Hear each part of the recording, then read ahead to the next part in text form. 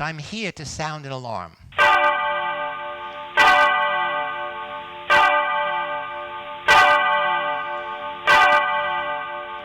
It is a problem in every country around the world, and today I'm going to argue it's only going to get worse unless we begin to do some important remedial changes. Boys are failing in school, as I said. They're failing in business. They're failing socially, and even failing sexually. They're becoming obese. In America, we call it fat ass nation. And the point is, and they are creating nothing. They are consuming. If you play video games and you watch porn, you are a consumer in the worst sense, and you end up creating nothing. And so where is the next generation of young men coming that are going to help our society? And for every woman in the audience, where will you find a good man? And that's the title of the Polish book. But it's not a phase. People say, well, boys have always gone through changes. This is not temporary. This is permanent. So here are some of the individual factors. Political correctness. Men have a set of rules about what they should not do, but we don't really tell them clearly what they should do in order to be a man in our society. So the old traditional roles no longer fit. The old roles was to be a warrior or a breadwinner. What's interesting now, most societies are in transition. As women excel, as women are doing better and better, there's a whole set of new gender roles that we need to discuss and put into action.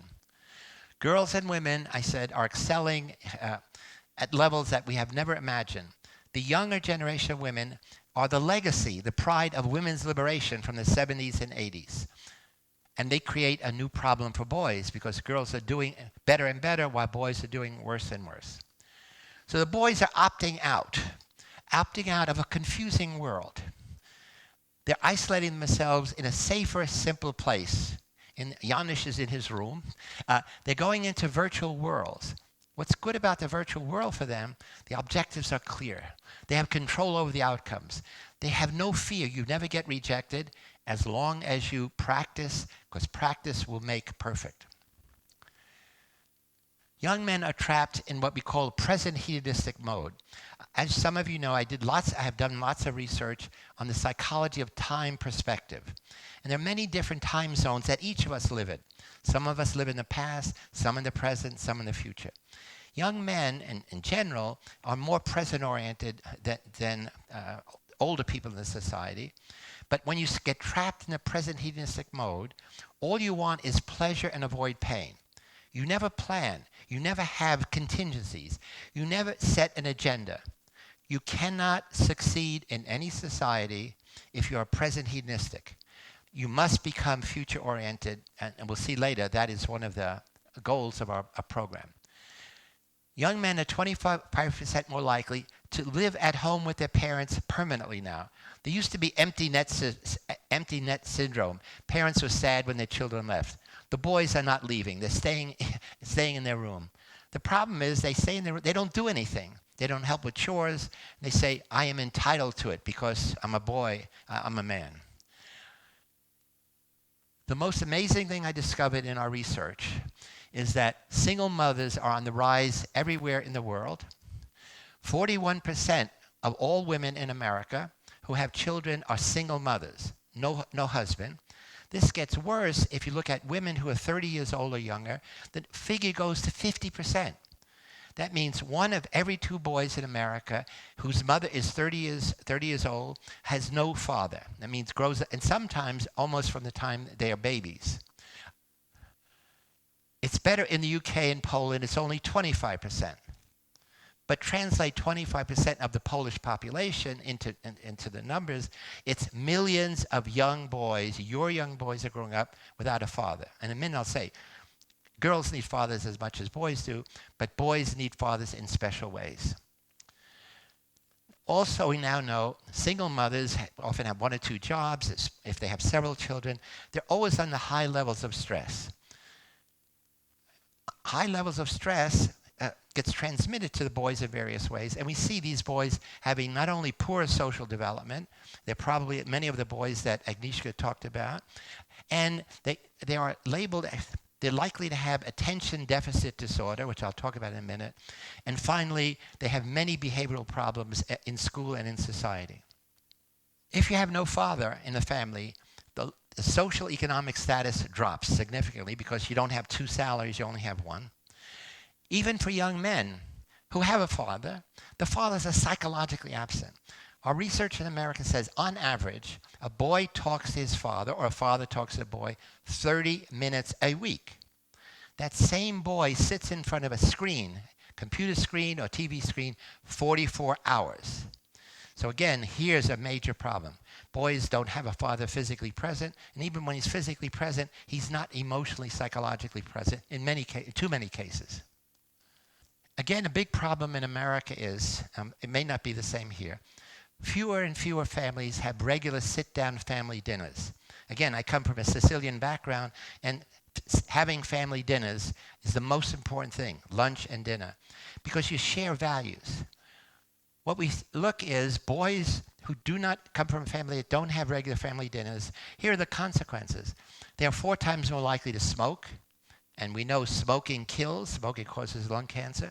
They are 2.5 times more likely to use marijuana.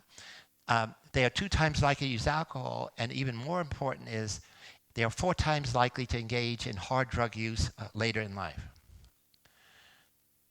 There was a Harvard study of Harvard graduates that they followed these men throughout their life. And when they were older, they wanted to know, these are men who were successful. What was important in your success? It had nothing to do with how rich your family was, had nothing to do with how rich you was. It was the only issue that mattered was the warmth of their childhood. When they remembered back to their childhood, the ones who were successful always remembered having a warm childhood, and specifically it was related to how close you felt to your father. So here's men who were successful had a childhood where they think back, we call it past positive, and I was close to my father, he was close to me. The main difference, a main difference between men and women, between mothers and fathers, mothers in general give love unconditionally. If a boy comes home with bad grades, mother hugs him and says, I love you anyway. Father says, no, you got to perform. You got to get my respect. You have to perform in school. You have to perform athletically. So fathers give love conditionally. That means when you don't have a father, you lose this extrinsic motivation to perform. And boys need that more than girls. Boys now are escaping to the internet virtual worlds of video games, and now for the first time ever, pornography, which is available all the time. Pornography is available now 24/7 in every country in the world. It never was that way before. If men wanted to see pornography, they had to go to a pornography gallery, or they were always embarrassed to go in, somebody might see them. Anybody, anytime, anywhere, any age, without control, has before them an endless array of pornography, which we will look at a little in a moment. And the pornography is ready to turn boys on. But their brains are becoming digitally rewired because they are spending so much time in this new digital world. So the average boy plays video games 13 hours a week, much more than girls. And we'll say why girls don't play as much as boys. That's the average. That means somebody is playing 26 hours a week, and we'll see in a moment even more. That adds up to the whole month of February, 24 hours a day. Jane McGonigal, who's the author of a whole book on gaming, says that by the time a boy is 21 years old, he has spent 10,000 hours playing video game. That's the average boy. At that time, he could have gotten 2 bachelor's degrees from the university. So again, video games are designed by men, for men, and they are captivating. They are enchanting. So the reason why it's so excessive, boys have few outlets for expression. Society is telling boys that their inner world, their personal narrative, is not interesting or not acceptable. These games are designed by men for men, and they have male values: domination, competition, aggression, violence. Women reject those kind of values. Now, there are some games which are more socially oriented, which women are beginning to play. There are clear and simple goals. The rewards are guaranteed once you reach a certain skill level, and nothing else in life is equally true for boys. So gaming and porning are part of now living online. So they are part of the whole internet revolution. These boys are spending time not only doing this, they're watching videos on YouTube, they're searching, they have Facebook. And so the problem is they are sacrificing being in the real world of us, real world of flesh and blood. And they don't know they're sacrificing it because they have given up on us. The reason I said earlier is that it's here to stay. The video game industry is a multi-million-dollar industry. There are many different corporations who are competing with each other, and they're competing for the minds and eyes and fingers of young men. And the pornography industry, which is a little newer as an industry, is equally a multi-million-dollar business. Those businesses make more money, for example, than all the Hollywood movies and almost any other major business. Warning for children audience, there will be a few brief pornography scenes. So as I said, it's freely accessible, and the key is it's anonymous. The porn audience is 75% male, and of some of these sites you have to pay, and 98% of men are the ones who pay with their credit card. But we learned, at least in America, the average boy is not watching porn 2 hours a week. That's the average. That means some are watching 4 or more hours a week. And usually it's the break. You're playing video games, 3 or 4 hours, you get a little tired, you switch to pornography, okay? And then you go back to the game. In the United Kingdom, Pornhub, this site, was the 31st most visited website for children ages 6 to 14. I mean, the other websites are doing Google searches, they're Wikipedia, other things. So children 6 years old are visiting this website not once, but regularly. The problem is, in many cases, it becomes addictive. It's both the number of hours you play, but also addiction. It's an arousal addiction. Once you start playing, you need it more and more. So the psychological addiction is when I'm not playing the game, I'm thinking about it. When I'm in class, I wish I were playing the game. When we're having a family dinner, I wish I was playing the game. And pornography is the same. That addiction is a preference for this over everything else in the world, and everything else in the world gets boring. School gets boring, and now even girls get boring compared to what they see in pornography. And the arousal addiction, as I mentioned, in drug addiction, you want more of the same. You want more heroin, you want more cocaine. Here, what you want is novelty. You want change. And the video industry is going to give you change, and the pornography industry has infinite variety. So, but the interesting thing now is the brain quickly adapts to this high level of stimulation. Initially, it's rewarding, but over time, you fail to be able to get sexually aroused, physically aroused. And there's a new phenomenon called PIED, porn-induced erectile dysfunction. So now you have this paradox. The boy is watching this really exciting stuff, and he no longer can get an erection. He no longer can enjoy even masturbating. The problem with video games is that size is everything. The men in the video games have enormous penises. The women are incredibly beautiful and stunning, but the women in these are almost always degraded. Young men everywhere have developed performance anxiety about sex. Young men and old men, because it's not always possible to get an erection. It's not always possible to sustain it. And in these videos, men appear to have unlimited nonstop sex for 30 minutes. And it's all physical performance. Again, in the older pornography, there was a story, there was a narrative. No story. As soon as it begins, people are either already undressed or they're undressing each other. And it's all about physical performance. For me, what's terrible, what's missing is romance. No, there's no kissing. There's no touching. There's no talking. There's no communicating boundaries. And it's never, ever a hint of safe sex. So let me quickly shift out of that. Boys, for the first time in history, are getting less education than their fathers.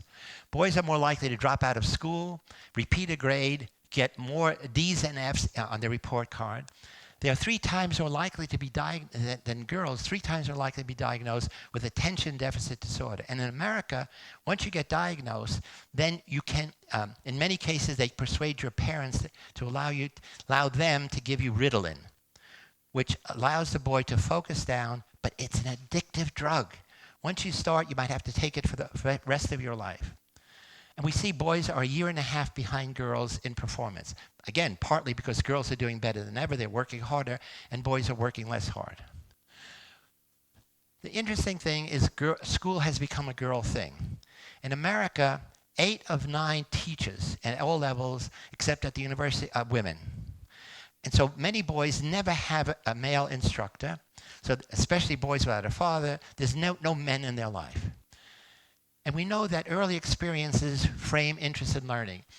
And in kindergarten, boys' brains are 1 year behind in their development than girls' brains. So we need to readjust how we teach them, because it's not that they're dumber, it's just that their brains are developing more slowly. And interestingly, there's an unconscious bias that female teachers have against boys. And this is shown in a recent study where teachers graded papers of boys and girls, and when you took the names off, the boys' grades went up 30%. So again, we don't understand that. We're following this up. But teachers have an implicit bias for female teachers for girls against boys. In America, 70% of men are overweight. 1/3 of all Americans are obese, clinically obese. In Poland, it's much better. It's only 25%. But again, it's millions of Polish, more men and boys are obese. And the problem with obesity is many. It increases the likelihood of getting type 2 diabetes, increases the likelihood of, it's a reduction in testosterone, reduction in libido. And young gamers are definitely going in that direction because they're sitting all day, they're eating junk food, they're sucking up sugar drinks, and they get less sleep, and they're making terrible choices, and they're not exercising. They never exercise, they're always sitting there. So they've given up reading, writing, communicating, exercising, playing sports, and they're becoming not only obese, but physically inactive and inept. So there are solutions. I'm going to run through very quickly. What can the government do? What can schools do? What can parents do? What can media do?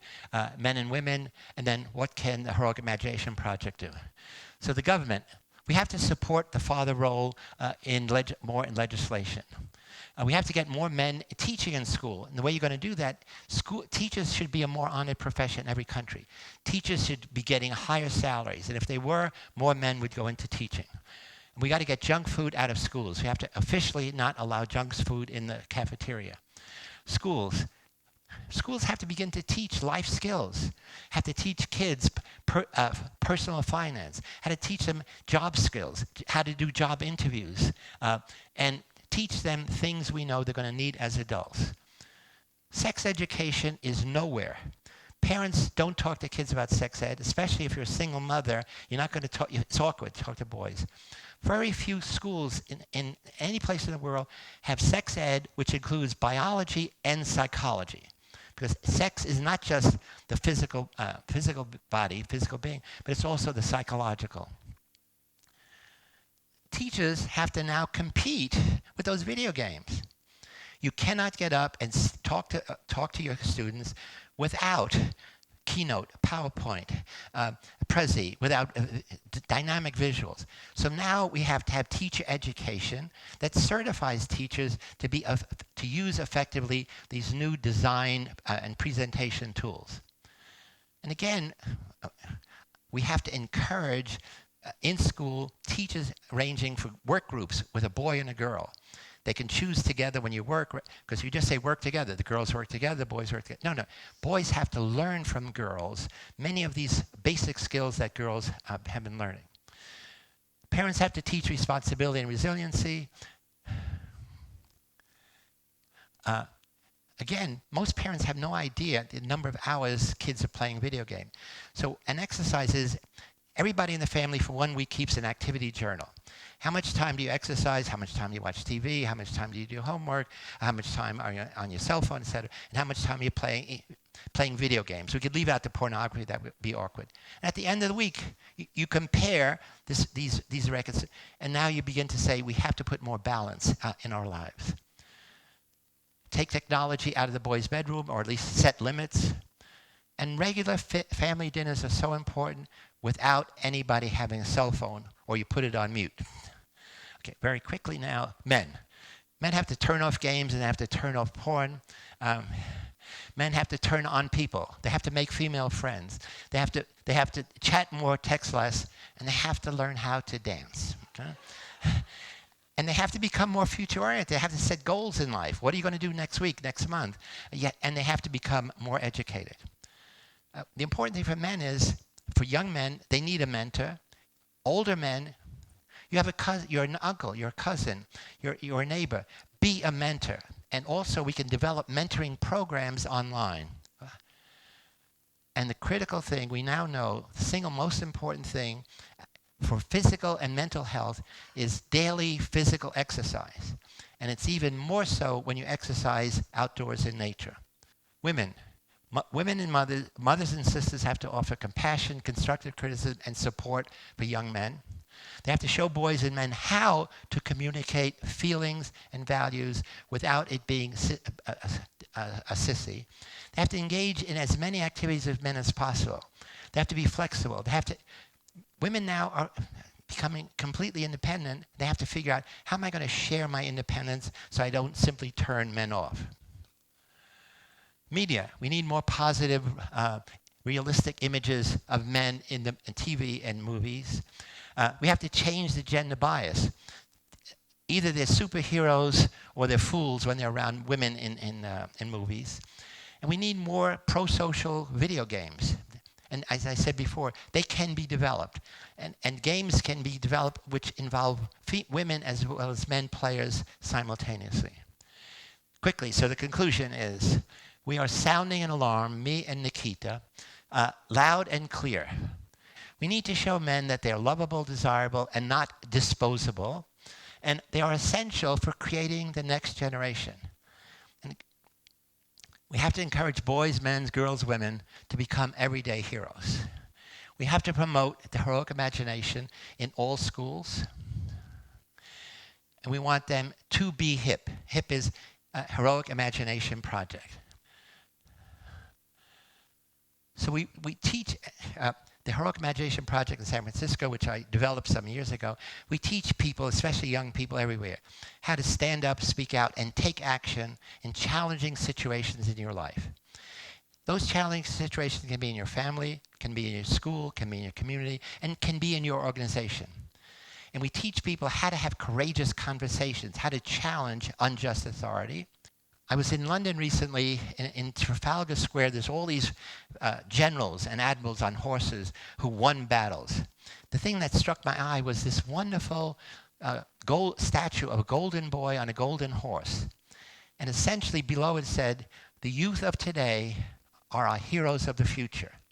So this is what we're trying to do in my Heroic Imagination Project, is create a whole new generation of young men and young women, boys and girls, who think of themselves as heroes in training. That every day you do some act of kindness, of caring, of compassion to make the world better for the people around you. As I said, in your family, in your school. And of course, in this set, no child is excluded. Because one of your jobs as a hero in training is to make everyone feel worthwhile and respected. So HIP USA is now combined with HIP Poland. We can make our youth real everyday heroes. Together, they and we can make the world better for everyone.